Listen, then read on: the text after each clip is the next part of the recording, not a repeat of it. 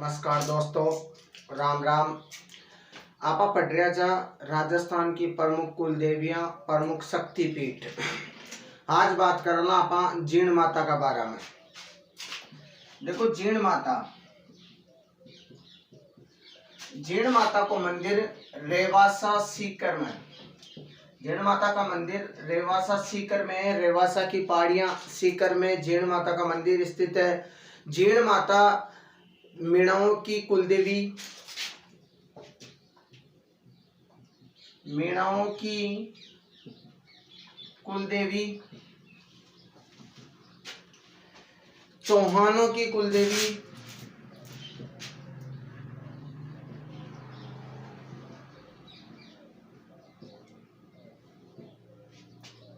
शेखावाटी की कुलदेवी।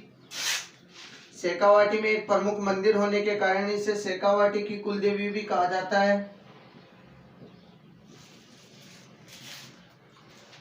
और मधुमक्खियों की देवी भी कहा जाता है। जीण माता को मधुमक्खियों की देवी भी कहा जाता है। बहुत इंपॉर्टेंट क्वेश्चन है।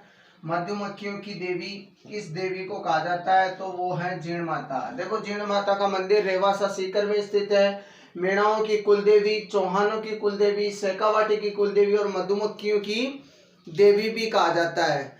जीण माता का जन्म, इनका जो जन्म हुआ था वो धांधु गांव चूरू में हुआ था। धांधु गांव चूरू में चौहान राजपूत कुल में इनका जन्म हुआ था। चौहान राजपूत कुल में, चौहान राजपूत कुल में इनका जन्म हुआ था। रेवासा सीकर में तो इनका वर्तमान में मंदिर है। मीणाओं की कुलदेवी, चौहानों की कुलदेवी और शेखावाटी की कुलदेवी और मधुमक्खियों की देवी भी कहा जाता है।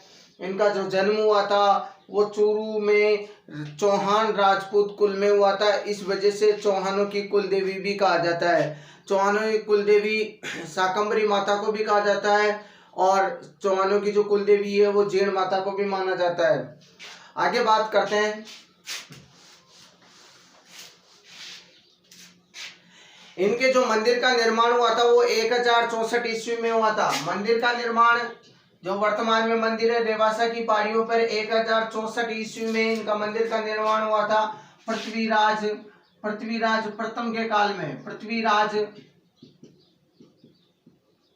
प्रथम के काल में इनका जो वर्तमान में रेवासा की पहाड़ियों पर स्थित मंदिर है उसका जो मंदिर का निर्माण 1064 ईस्वी में पृथ्वीराज प्रथम के काल में हुआ था। और ये राजस्थान की आदमकद अष्टभुजा युक्त मूर्ति है। आदमकद अष्टभुजा युक्त मूर्ति है। यहाँ बकरों के कानों की बलि दी जाती है। यहाँ की जो विशेषता है वो बकरों की कानों की बलि दी जाती है।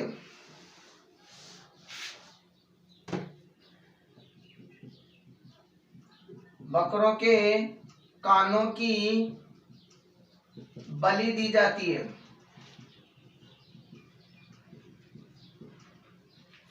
बकरों के कानों की बलि दी जाती है इस मंदिर में। और दूसरी इंपॉर्टेंट बात, इनका जो गीत है वो राजस्थान की जो कुलदेवी हैं उनमें सबसे लंबा गीत जीण माता का ही है। सबसे लंबा गीत, सबसे लंबा गीत जीण माता का। और ये जो गीत है ये गीत गाते हैं कनपटे जोगी। कनपटे जोगी ये गीत गाते हैं। कौन सा गीत? राजस्थान में जीण माता का गीत सबसे लंबा गीत है। ये जो गीत है वो कनपटे जोगी गाते हैं। केसरिया वस्त्र पहनकर, सिंदूर लगाकर, डमरू, सारंगी आदि के साथ में ये गीत गाते हैं। और ये जो गीत होता है ये करुण रस से ओतप्रोत और इसे चिड़जा भी कहा जाता है। बहुत इंपॉर्टेंट क्वेश्चन है चिड़जा, बहुत इंपॉर्टेंट क्वेश्चन है चिड़जा। इस गीत को क्या कहा जाता है? ये जो गाया जाता है इसको चिड़जा भी कहा जाता है। राजस्थान की लोक देवियों व कुल देवियों में जो जिनके गीत होते हैं उनमें सबसे लंबा गीत इन्हीं का है, जीण माता का। और इन्हें कनपटे जोगी कहते हैं। कनपटे जोगी जो है वो गाते हैं, और कनपटे जोगी जो गीत गाते हैं उसे चिड़चा कहा जाता है। जीर्ण और हर्षनाथ भाई बहन थे, ऐसा माना जाता है कि जीर्ण और हर्षनाथ भाई बहन थे। ये दोनों, हर्षनाथ का जो मंदिर है वो भी रेवासा की पहाड़ियों पे स्थित है। जीर्ण और हर्ष भाई बहन थे। हर्ष का विवाह होने पर एक दिन ननद और भौजाई के कहासुनी हो गई थी। इस वजह से जीर्ण घर से रूस कर चली गई थी। जीर्ण घर से रूस कर चली गई थी और भाई हर्ष ने बहुत मनाया, लेकिन वो नहीं मानी, और हर्ष भी रेवासा की पहाड़ियों पर स्थित बैठकर रेवासा की पहाड़ियों पर ही बैठकर इन्होंने तपस्या करने लगा। और वर्तमान में हर्ष बेरू का मंदिर है। हर्ष बेरू को चौहानों का कुल देवता भी कहा जाता है। इंपॉर्टेंट क्वेश्चन है, हर्ष बेरू को चौहानों का कुल देवता, चौहानों का कुल देवता है हर्ष बेरू। चौहानों का कुल देवता हर्ष बेरू, जो जिसका वर्तमान में मंदिर है रेवासा की पहाड़ियों पर स्थित है। चौहानों का कुल देवता हर्षनाथ है। उसके अलावा अगर मेवाड़ राजवंश का अगर कुल देवता मानते, मेवाड़ राजवंश का कुल देवता एकलिंगनाथ। उसके बाद में अपन बात करते हैं, जो चौहानों का जो कुल देवता है वो हर्षनाथ है, और मेवाड़ राजवंश का जो कुल देवता है वो एकलिंगनाथ है। और वर्तमान में जो कछवाड़ राजवंश का कुल देवता माना जाता है वो गोविंद देव जी को माना जाता है। किसको माना जाता है? गोविंद देव जी को। जीर्ण माता के ढाई प्याला शराब चढ़ाई जाती है। राजस्थान की दो देवी है जिसके ढाई प्याला शराब चढ़ाया जाता है, जीर्ण माता और शीला माता के ढाई प्याला शराब चढ़ाया जाता है। देखो ढाई ढाई नाम से 2-3 क्वेश्चन बनते हैं, एक तो जीर्ण माता और एक शीला माता, इन दोनों के ढाई प्याला शराब चढ़ाया जाता है। ढाई प्याला, जीर्ण माता और शीला माता के ढाई प्याला शराब चढ़ाया जाता है। और ढाई साके जैसलमेर के प्रसिद्ध है। ढाई साका जैसलमेर का प्रसिद्ध है। उनके बाद में सेकंड बात कर लो, ढाई दिन को झोंपड़ा, ढाई दिन का झोंपड़ा जो है वो अजमेर में है। तो राजस्थान में ढाई ढाई नाम से 3-4 क्वेश्चन बनते हैं। ढाई प्याला शराब जीर्ण माता और शीला माता के चढ़ाया जाता है। साका जो है ढाई साका जैसलमेर के प्रसिद्ध है, और ढाई दिन का झोपड़ा अजमेर में है। इससे आगे बात करते हैं, जीर्ण माता का जो मेला लगता है वो प्रतिवर्ष, अब आपको पता है कि हमेशा जो शक्तिपीठ होते हैं, माता जी, जीर्ण माता या कोई सी भी माता जी का अगर मेला लगता है तो वो नवरात्रों में लगता है। प्रतिवर्ष चैत्र व अश्विन माह के जो नवरात्र होते हैं उसमें लगता है इनका मेला। आगे बात करें, जीर्ण माता का जो मेला लगता है वो प्रतिवर्ष चैत्र व अश्विन जो नवरात्र आते हैं उनमें इनका मेला लगता है। चैत्र और अश्विन नवरात्रों में इनका मेला लगता है। जीर्ण माता का मेला जो है वो प्रतिवर्ष 2 बार लगता है। प्रतिवर्ष चैत्र व अश्विन माह के जो नवरात्र होते हैं उनमें इनका मेला लगता है। देखो अपन दोबारा बात करेंगे जीर्ण माता की। जीर्ण माता का जो मंदिर है, सबसे पहला क्वेश्चन इसका जो बनता है वो है, जीर्ण माता का जो मंदिर है वो रेवासा की पहाड़ियां सीकर में, रेवासा की पहाड़ियां सीकर में। पहला क्वेश्चन, जीर्ण माता का मंदिर कहाँ है? रेवासा की पहाड़ियां सीकर।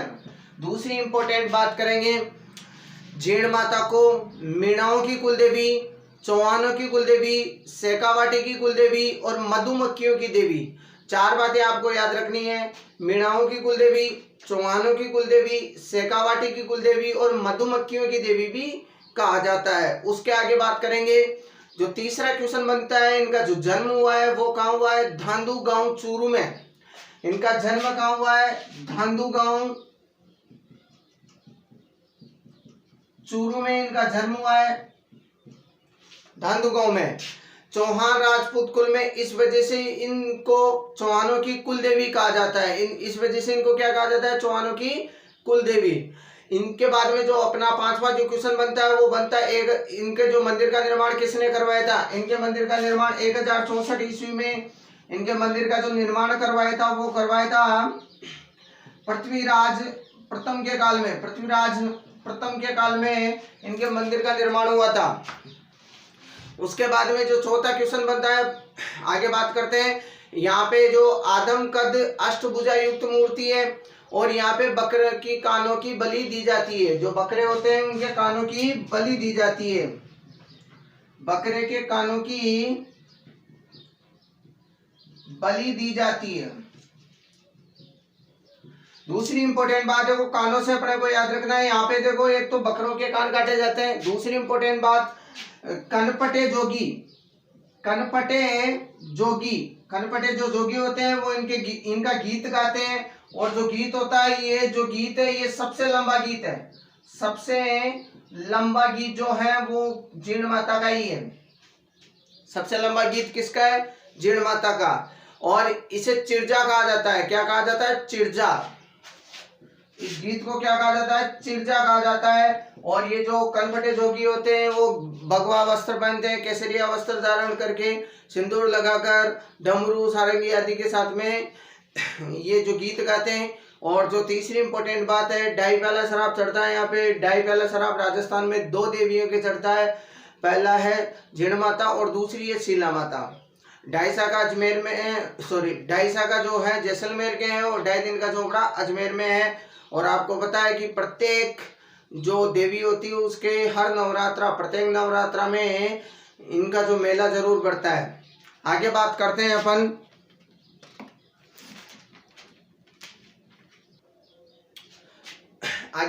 अपन शीतला माता की। शीतला माता का मंदिर कहाँ है, शीतला माता के बारे में बात करेंगे। मैं आशा करता हूँ कि ये जो जीण माता का जो मैटर था ये आपको समझ में आया होगा। जीण माता के बारे में ज़्यादा कुछ नहीं है, बस आपको इतनी सी बात याद रखनी है। बहुत सरल सरल मैटर है। आगे बात करते हैं अपन शीतला माता की।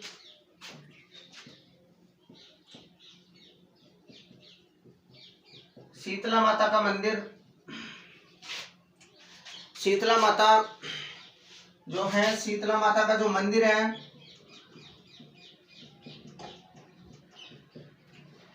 शीतला माता का मंदिर राजस्थान के अंदर चाकसू में सील की डूंगरी पर स्थित है। सील की डूंगरी पर स्थित है। शीतला माता को कहा जाता है सील की डूंगरी।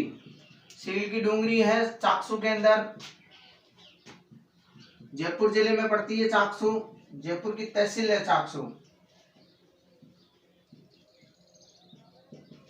जयपुर की तहसील है चाकसू, सील की डूंगरी पर स्थित है। शीतला माता का जो प्रतीक चिन्ह होता है वो होता है दीपक। देखो, सबसे इंपॉर्टेंट बात करते हैं, सील की डूंगरी पर स्थित चाकसू में जो मंदिर है शीतला माता। अब आपको पता है इसका जो पुजारी होता है, दूसरा इंपॉर्टेंट क्वेश्चन, पुजारी कौन होता है? पुजारी होता है कुमार। कुमार जो होता है वो इनका पुजारी होता है। अब कुमार जो बनाता है वो दीपक बनाता है। तो दीपक जो होता है वो क्या होता है? मिट्टी का जो दीपक होता है वो इनका प्रतीक चिन्ह है। प्रतीक चिन्ह क्या है इनका? दीपक। प्रतीक चिन्ह है दीपक। और पुजारी जो है वो कुमार है। कुमार मिट्टी लाने के लिए गधे का प्रयोग करते थे। पुराने समय में कुमार जो होते थे वो मिट्टी लाने के लिए गधे का प्रयोग करते थे। इस वजह से इनका जो वाहन है वो है गधा। गधा शीतला माता का जो है वाहन माना जाता है। और इनके जो पुजारी होते हैं वो कुमार होते हैं, और उनका जो प्रतीक चिन्ह होता है वो कौन होता है? दीपक। शीतला माता का जो मंदिर का निर्माण है वो सवाई माधो सिंह प्रथम ने करवाया था। सवाई माधो सिंह प्रथम ने शीतला माता का मंदिर का निर्माण करवाया था। फर्स्ट।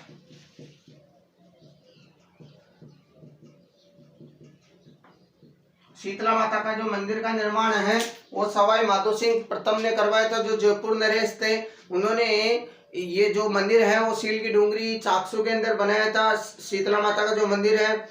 और दूसरे जो इम्पोर्टेंट क्वेश्चन है वो ये शीतला माता, जिसे सैडल माता भी कहते हैं। क्या कहते हैं?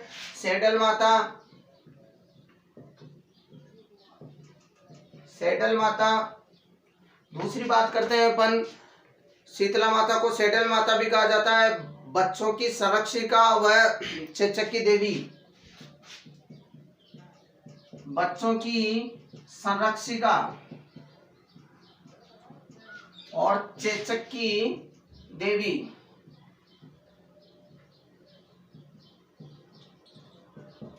सैडल माता बच्चों की संरक्षिका व चेचक की देवी भी कहा जाता है। आगे बात करते हैं, जो शीतला माता की जो पूजा की जाती है वो खेजड़ी, जिसे अपन जानटी भी कहते हैं, खेजड़ी या जानटी के वृक्ष को शीतला मानकर भी पूजा की जाती है। गांव गांव में खेजड़ी जो वृक्ष होता है उसको शीतला का रूप माना जाता है और इस रूप को शीतला को ही पूजा जाता है। खेजड़ी जो होता है, खेजड़ी वृक्ष, इसको शीतला मानकर गांव गांव में पूजा की जाती है। और इनका जो मेला लगता है वो शीतला अष्टमी को लगता है, चैत्र कृष्णा अष्टमी। चैत्र कृष्णा अष्टमी को शीतला अष्टमी भी कहा जाता है। चैत्र कृष्णा अष्टमी को क्या कहा जाता है? अष्टमी को क्या कहा जाता है? शीतला अष्टमी। शीतला अष्टमी कहा जाता है। चैत्र कृष्णा अष्टमी को शीतला अष्टमी कहा जाता है। और ये जो शीतला अष्टमी है, इस दिन चाकसू में मेला बढ़ता है और ठंडे भोजन का जो भोग लगता है। गांव में जो प्रत्येक गांव में है उस दिन गर्म भोजन नहीं बनाया जाता और ठंडे भोजन का ही एक दिन पहले ही ठंडे भोजन बनाया जाता है और ठंडे भोजन का ही सेवन करते हैं और इनका भोग लगाते हैं। आगे बात करते हैं, देखो इसके जो इम्पोर्टेंट क्वेश्चन है। पहला जो क्वेश्चन है, इनका मंदिर कहाँ है? पहला मंदिर जो इनका जो मंदिर है वो सील की डूंगरी चाकसू में स्थित है। इम्पोर्टेंट क्वेश्चन, पहला क्वेश्चन जो है, एक मंदिर इनका जोधपुर में भी माना जाता है, सील की डूंगरी चाकसू में इनका मंदिर है। इम्पोर्टेंट क्वेश्चन पहला। दूसरी इम्पोर्टेंट बात करते हैं, इनका जो पुजारी होता है वो कुमार होता है, दीपक इनका प्रतीक चिन्ह होता है और वाहन इनका गदा होता है। तीसरी इम्पोर्टेंट बात करते हैं, इनके मंदिर का निर्माण किसने करवाया था? इनके मंदिर का निर्माण करवाया था सवाई माधो सिंह प्रथम ने। इनको बच्चों की संरक्षिका, चेचक की देवी और सैडल माता भी कहा जाता है। क्या कहा जाता है? बच्चों की संरक्षिका, सैडल माता और चेचक की देवी। और इनका जो दूसरा रूप माना जाता है वो खेजड़ी को माना जाता है। खेजड़ी को भी शीतला मानकर ही पूजा की जाती है। और तीसरा जो चौथा क्वेश्चन बनता है वो शीतला अष्टमी। इस दिन इनका मेला बढ़ता है चाकसू में और ये जो शीतला अष्टमी है वो चैत्र कृष्णा अष्टमी, आपको पता हो तो इस दिन गुड़ला त्योहार भी मनाया जाता है जोधपुर में। और जो महावीर जैनों में एक त्योहार भी आता है जैनियों का। इससे आगे बात करते हैं अपन घेवर माता की। देखो बहुत सीधा क्वेश्चन है, बहुत सीधी है घेवर माता। घेवर माता का जो मंदिर है वो है राजसमंद झील के पाल के पर। घेवर माता, घेवर माता का जो मंदिर है वो राजसमंद में स्थित है, राजसमंद झील की पाल पे स्थित है। राजसमंद झील की पाल पर, राजसमंद झील की पाल पर घेवर माता का मंदिर स्थित है। राजसमंद झील की पाल का जो निर्माण किया जा रहा था उस समय इनका मंदिर बनाया गया है। इसके पीछे एक लॉजिक है, एक कहानी है, आपको मैं बताता हूँ। राजसमंद झील की जब पाल का जो पाल बनाई जा रही थी वो पाल बार बार टूट जाती थी। राजसमंद झील की पाल बार बार टूट जाती थी। इस वजह से किसी ज्योतिषी से पूछा गया और ज्योतिषी के कहने पर ज्योतिषी ने बताया कि एक ऐसी स्त्री की खोज की जाए जो पतिव्रता हो और उसके बाएं गाल पर आंखों के नीचे तिल हो। एक ऐसी स्त्री की खोज की जाए जो पतिव्रता हो और जिसके बाएं गाल पर आंखों के नीचे तिल हो। और तो मालवा से घेवर बाई को लाया गया और मालवा से घेवर बाई को लाकर महाराणा के सम्मुख बिना पति के सती की जो घेवर बाई थी वो महाराणा के सम्मुख बिना पति के सती हुई। और ये जो सती होने के कारण है इनके जो मंदिर का निर्माण है वो भी किसने करवाया था? महाराणा जो राज सिंह थे, जो राज सिंह जो थे जिन्होंने राजसमंद झील का निर्माण करवाया था, राज सिंह जो है उन्होंने ही राजसमंद झील की पाल का निर्माण करवाया, जिसे नौ चौकी की पाल कहा जाता है। इस पाल को क्या कहा जाता है? नौ चौकी की पाल। नौ चौकी की पाल कहा जाता है। ऐसा माना जाए नौ चौकी की पाल जो उत्तरी पाल है इसको नौ चौकी की पाल कहा जाता है। और नौ चौकी की पाल इसलिए कहा जाता है क्योंकि इस यहाँ पे जो है 9 सीढ़ियां हैं। कितनी सीढ़ियां हैं? 9 सीढ़ियां हैं। और इसी पाल के ऊपर जो रणछोड़गढ़ तेलंग ने क्या बनाया था? मेवाड़ का इतिहास लिखा था। राज प्रशस्ति में मेवाड़ का इतिहास लिखा था रणछोड़ बड़तेलंग ने। तो राजसमंद झील के बारे में बाद में बात करेंगे, पहले बात करते हैं घेवर माता की। घेवर बाई जो है वो मालवा से आई थी और इसकी पाल को बार बार टूटने के कारण इनको वहां से जो लेके आए थे और प्रतिव्रता होने के और बाएं गाल में तिल होने के कारण इनको वहां पे महाराणा के सम्मुख सती की गई और जो सती हुई और उसके बाद में महाराणा राज सिंह ने महाराणा राज सिंह ने ही इनके मंदिर का निर्माण करवाया था। इनके मंदिर का निर्माण किसने करवाया था? महाराणा राज सिंह ने इनके मंदिर का निर्माण करवाया था। देखो इंपॉर्टेंट क्वेश्चन, घेवर माता का मंदिर कहाँ है? राजसमंद की पाल पर राजसमंद में स्थित है।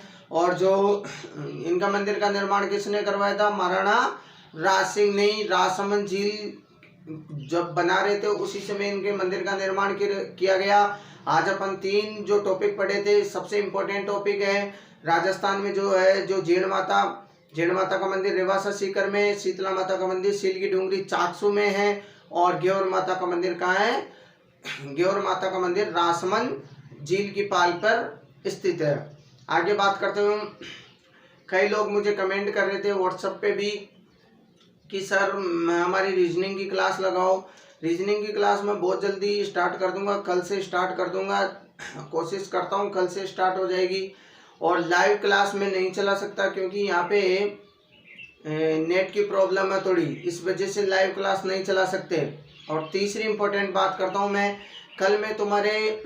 कल या परसों में व्हाट्सएप के लिंक पर व्हाट्सएप पर मैं जो अपन ने किसान आंदोलन पढ़े थे उनका जो है व्हाट्सएप पे मैं पेपर सेंड कर दूंगा। आप सभी से निवेदन करता हूं कि आप वो जो टॉपिक है, मैंने 4, 5, 6 टॉपिक पढ़ाए थे किसान आंदोलनों से संबंधित, उसके अच्छे क्वेश्चनों की एक पीडीएफ सेंड करूंगा और आप उस पीडीएफ को पढ़ें और अपना जो टेस्ट देवें। श्री जी कोचिंग क्लासेज के जितने भी स्टूडेंट हैं उनसे सभी से निवेदन करता हूँ मैं। धन्यवाद।